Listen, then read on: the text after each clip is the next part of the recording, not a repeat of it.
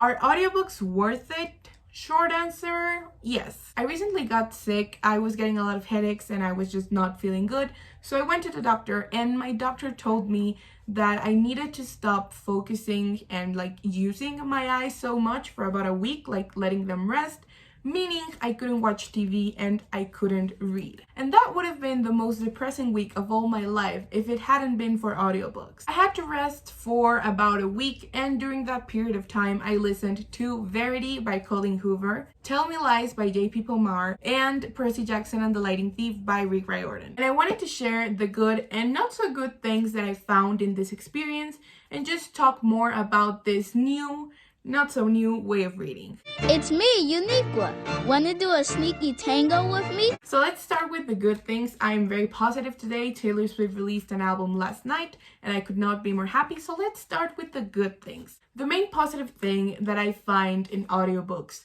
is that they are extremely practical. You can take out your phone and your headphones anytime and just listen to an audiobook, even in cases and scenarios where you wouldn't really be traditionally able to read. For example, when you're driving your car or when you're going for a walk. There's absolutely no freaking way you could take out a book and start reading traditionally while you're driving to your school.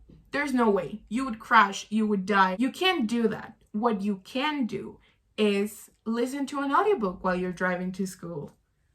See what I did there? And I just think that it's so cool that we get to have the opportunity to read almost anytime. You can listen to your audiobook while you're doing the dishes, while you're cleaning your room, while you're cleaning your house, walking your dog, driving your car, making your bed, taking a shower, brushing your teeth. You can literally listen to an audiobook at any time, just as we do with music. Another thing that I find really cool about audiobooks is that they are really easy to get through. It's easier to pick up your phone than to pick up a book. And I feel like the audiobook format has a lot of potential to get people to start reading or to read more because of how easy it is. Something else that I really enjoyed about this experience was the fact that I could just close my eyes and focus on imagining what was going on in the book. It sounds a bit silly, and I'm not saying that when I pick up a book I don't imagine what the characters look like or what the scenario looks like, but it's definitely easier to imagine it when you have someone narrating the book in your ears and you can just close your eyes. Or not, maybe it's just a me thing. I also liked that you can control the speed of the audiobook. You can make it go faster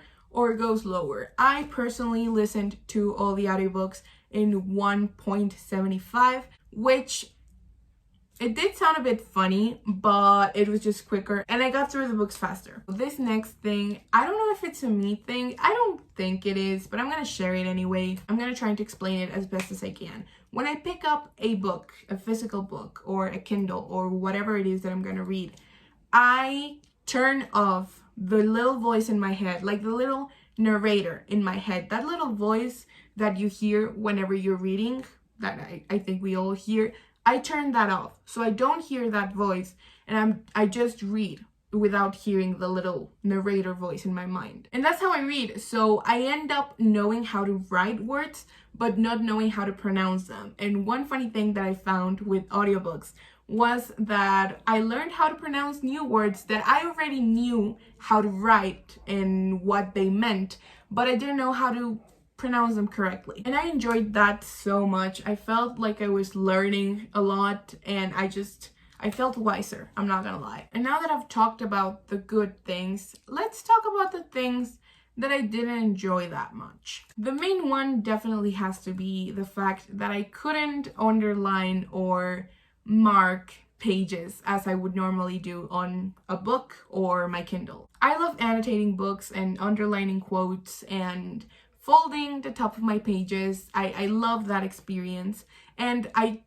didn't really get to do that with the audiobook, of course. So it was just strange for me when I was listening to the audiobook and there was a good quote and I wanted to underline it or keep it somehow and I couldn't do that. So it was, part of the experience again, but it was weird. It felt strange to me. I feel like this next thing I'm about to mention may be a big problem for a lot of people, and it's one that I would definitely understand and that is the voice of the person who is narrating the story or the book. You can either get a good narrator who has really good diction and speaks fluently and knows how to transmit the character's emotions to you, or you can get a not so good narrator that you can hear breathing every 2 seconds, like.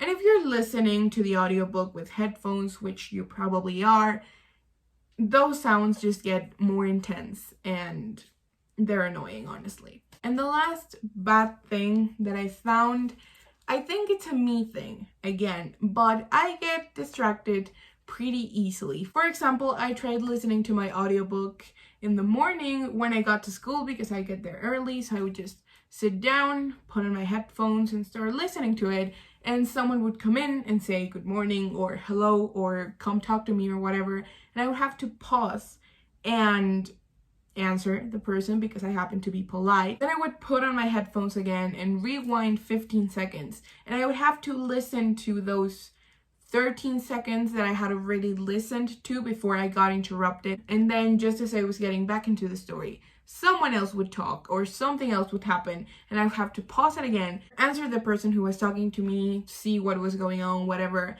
put them back, and again rewind 15 seconds, which I found extremely annoying. That's why I only tried to listen to my audiobook once outside my home, and I was like, nope, this isn't working, and I just listened to it in my home. Because yeah, I feel like if you're someone who gets distracted easily, like me, this may be a problem. In conclusion, I think that audiobooks are really worth it, and I really think that you should give them a try, whether you're a reader or not. I would recommend you to start with a fast-paced thriller or suspense book with interesting plot twists, just because that would get you to get into the story faster, which I think is really important, and I definitely think you should give them a try. Try to find a narrator with a good voice that you like, and yeah, I would definitely love to know your opinion on audiobooks if you feel like sharing, and thank you for watching.